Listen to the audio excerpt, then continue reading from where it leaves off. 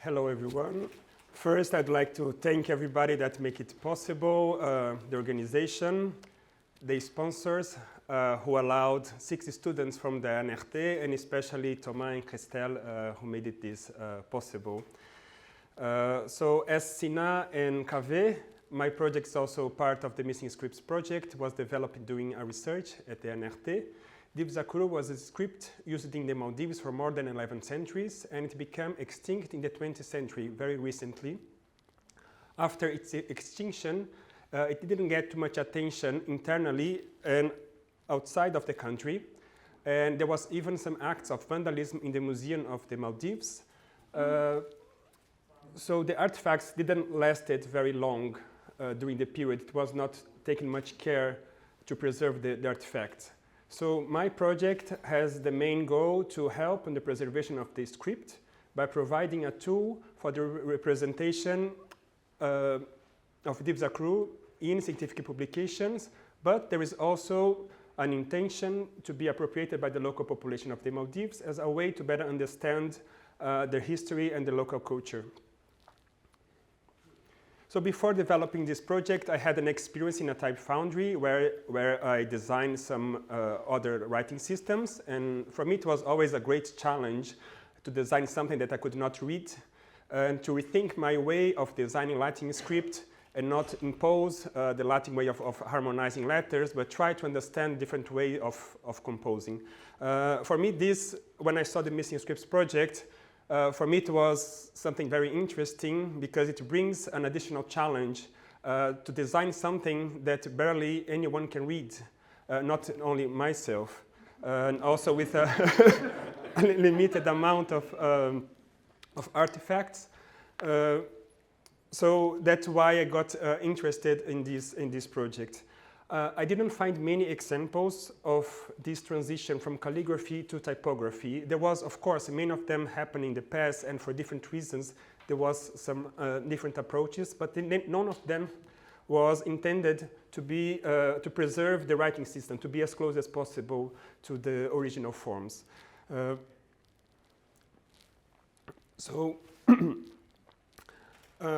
In this presentation, what I'm going to do, I'm going to go through all of the process that I went through to explore and try to find what is the best way, the best approach to go from calligraphy to typography. So I had some questions in the beginning, like should I be as close as possible to the original forms in order to try to preserve, or is there any kind of rationalization that is required in typography that I need to implement? If there is any rationalization, which kind of rationalization, which kind of aspects? So I'll go through this process and I will present in the end the one that I found the most suitable for my project. So just before presenting the design process, I will bring a bit of context. So Maldives is located in the Indian Ocean. The closest countries are India and Sri Lanka, which share some similarities in the culture, such as the writing system. In the 12th century, Maldives became an Islamic country. It changed from the Buddhism to Islam, and this was the start of a changing project, a changing of the cultural identity from a culture that was closer to the neighboring countries to Islamic culture. So this is one of the oldest artifacts available. It is copper plates where the letter forms are inscribed. It's close to the way that is done in some areas in India. In the 14th century, with the introduction of the paper, it started to be written with Arabic, which changed the forms quite considerably. So when it was written with Arabic, it started to be influenced by Arabic forms. So the forms became much wider. It also became more calligraphic. And even some parts that are very specific from Arabic, like the Kashida, was implemented in a Brahmi script, which is quite unusual. In the 19th century, Akuru was substituted by Tana as the official writing system of the Maldives. Tana was an invented script, and although there was inspiration in the previous writing system, it is much closer to Arabic in the way that it works, in the grammar of the script, as well as how it looks like. There was three reasons for this change. The first one was to solve a problem of writing direction. So as a Brahmi script, Div Akuru is written from left to right, but Arabic is from right to left. As an Islamic country, official documents had both scripts, and this creates some issues in the text composition. The second reason was by using a more simplified writing system that was adapted to the Divhi language, it would increase the literacy in the country.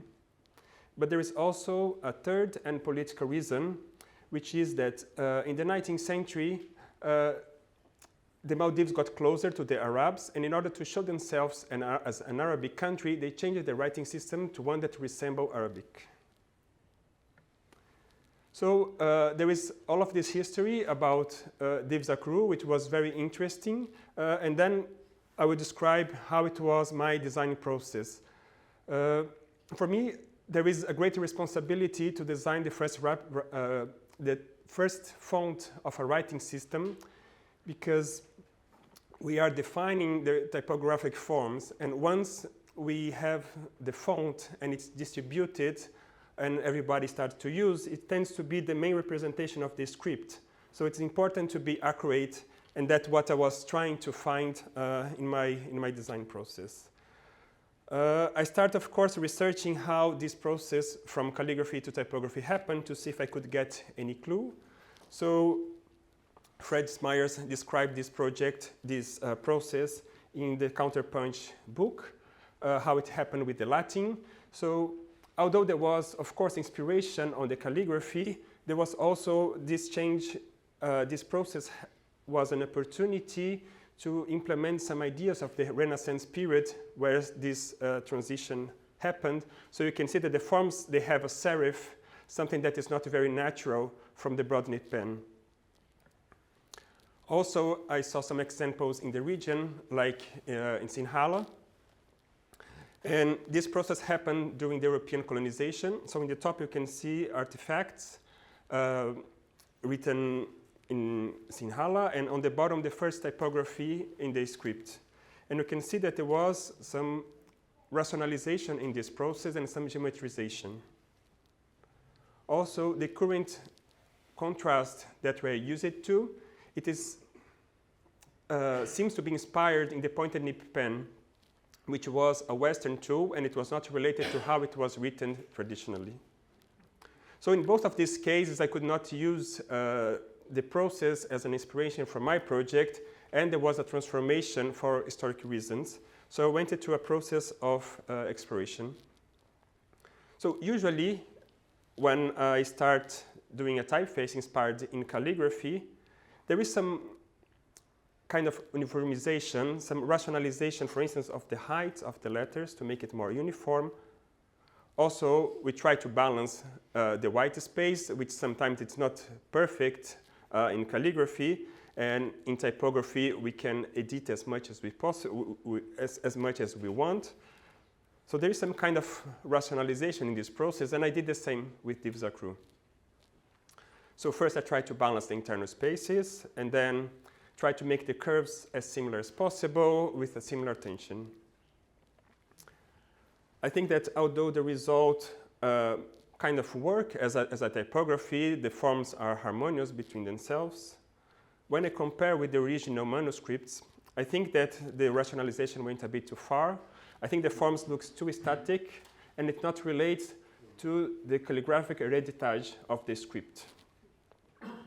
Another interesting aspect was that from my way of seeing the letters, I tried to rationalize and make them with the same width. But in some of them, it was clearly wider than the others. And I could see that it was not in one instance, but I could see this repeatedly in many cases, like this letter that I'm showing. So I see that it was not an intention to make everything looking the same, but this kind of variation was part of the script. And if the intention is to preserve the script, I should keep as it is. So from a rational approach, if we have in one side of the spectrum, the other one would be literal. Like, let's try to be as literal as possible and see what happens. It would be similar to this project of Caslam from Justin Howes, where he took Caslam in different sizes from the metal type and he digitalized. He he kept all of the irregularities of the technique, and it released in different sizes, very similar or as close as possible to how it is in the metal type. So I tried to do it with divs Akuru. I didn't keep the irregularities of the paper or of the pen or the digitalization, but I tried to keep the ductus as close as possible to how it was. In comparison to the previous approach, I think we can see clearly the hand, we can see the calligraphy, but it brings different issues. When the calligrapher was drawing one letter, he would take into account what comes after, what comes next. And then in typography, where we repeat the same letter over and over again, it may create some collisions or some combinations that are not desirable. In this case, for instance, this part of the letter, it has the same function, the same sound, but they're done in different ways because they're in different contexts. The other problem is when we select one letter to be digitalized, we may choose to digitalize an imperfection of the calligraphy. So in this case, we can see in the bottom that sometimes it's closed, sometimes it's open. So which one should we choose to make sure that we don't repeat a mistake and it becomes the standard of the typeface? So in the third, I try to balance both things. So I was looking for a way to rationalize the design, to make it possible any kind of letter combination, but at the same time to bring the calligraphic point of view.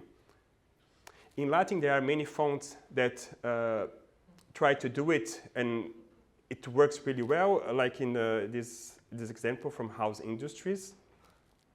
In this case, some of the letters, they are drawn in different sizes. So in this case, they have 3 letter O's, and it varies according to a certain rhythm, simulating how it is done in calligraphy. So I was trying to look for if there was any kind of logic that I could read from the letters from divs Akuru and try to replicate it in a rational way, but that would simulate the calligraphy. So I was looking in this case, for instance, if there was some kind of counters that were bigger than the others, and I could repeat this kind of rule in each letter and make it work as a font. Here I was trying to see how the obliqueness of the forms could be applied to all of the letters in a similar way. This was the result of this approach, so you can see the variation in the counter size, as well some variations in the height. Again, when I compared, I think in this case I could see the hand, I could see the calligraphy, but for me it was a bit too forced. It was a bit too exaggerated. It was not still connected. It was not as natural as it happened in the manuscript that I could see. So I thought that I was not there yet. In the fourth, it was more like a question that bring from the discussion with colleagues and teachers, if this kind of project for extinct script, should we do any kind of update to make it more usable for today's standards? So for instance, should we imagine how it would be a monolinear typeface, and maybe it would be easier to be spread and maybe be appropriated by the population? Would this be a good approach for this project? And although I would say that for me I discarded this from the very beginning, it is interesting to see that this actually happened with divs Akuru. So in 1959, a nationalist dictator asked to make a book to teach the Maldivian population about the ancient script. The idea was to move away from the British domination and as a way to connect with the past. The book is very interesting by itself, but if you see the letters of the cover, which is written divs Akuru, the tool that is used seems to be the point-and-nib pen or something similar, which was a tool that was brought by the Europeans to the country, and it was not used in the manuscript. So although it was an intention to be connected with the past, the tool that was used and even some details of the forms was not exactly how it was before. So in this case, it was important for me to realize that every detail, the kind of tool that was used, it's important to tell a story about the writing system and how it was when it existed. So this is the last. With the 51, I try to find exactly this kind of balance between how close I should be with the letter forms and how much I should rationalize. I wanted to find a method that I could apply to all of the design, to all of the letters, and to make sure that I had the correct approach that I was looking for. For this methodology, I have 3 inspirations. The first one was the revivals. In the revivals, we also have this idea about how much we should connect with the past and how much we should update the design and make it usable for today. I usually I use it, especially the methodology from this book, Designing Type Revivals. I also used a method of type design in France. So I would say that there is some kind of tradition. If you look at the French, in the French teaching type design, that departs from the calligraphy and then it brings to typography. In École Estienne, there is a method that we start doing the calligraphy and then you go through a series of refinement to transform it to typography. This was also a method used as an inspiration for my project. And another one was other writing systems that still connect with calligraphy in the typography forms. So for instance, in Japanese, the stroke terminals, they're very similar to each other, but some parts, like these 2 strokes, in this case, in a more traditional font, they are all designed differently as a way to preserve how it was done in calligraphy. Also, of course, Arabic, that was designed, that was drawn by the same hand that was drawing Dives Akuru. It was also an important inspiration about how I could approach the typography. So in Arabic, for instance, the forms are not forced to have the same height or to have all of the lines parallel, but they are preserved how it is in the calligraphy forms. So the approach that I find that I could have better results, from the same letter, I extracted 6 examples. I went through a process of refinement, refined the outlines. In this case, one of them was selected. And it went to a series of refinement in the digital forms. In this case, for me, it looked like too stable, and it was lacking some kind of dynamism from the manuscript. So I selected another example that was more dynamic. And I went again through the same process. And I had these 2 examples. So while one of them, for me, had a better balance between the curves, the other one were more dynamic. So I combined these 2 features into the final result. I went to this process in all of the letters. And when I compare with the manuscript, from my point of view, I could get a better balance. I still see some connection with the manuscript forms, but at the same time, there is some kind of rationalization, some refinement, as a way to not repeat some mistakes or some imperfections that comes from the manuscripts.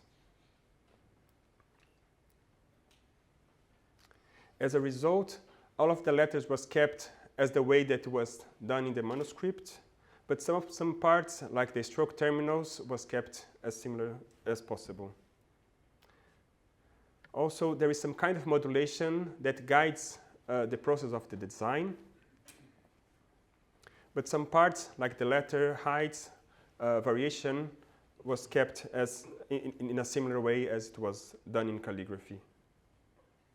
There is also some variations in the counter size. And some parts, like this extended outstroke, that it was very strong in the manuscript, was kept as it is, although it may create some problems in kerning, for instance. So this is the result in text with the Latin.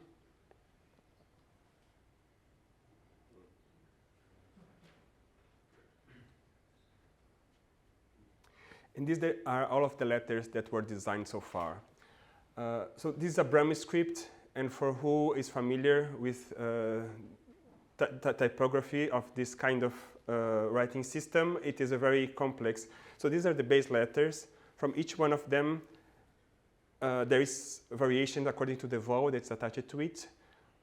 Also, there are the conjunctions, the ligatures, that can be very, very extensive process. Of course, this is a cut of the research that I presented. I also brought my research report, if anyone is interested. You can also access by this QR code. You can download the PDF if you'd like to read. I would be very happy to hear your comments about it. Thank you.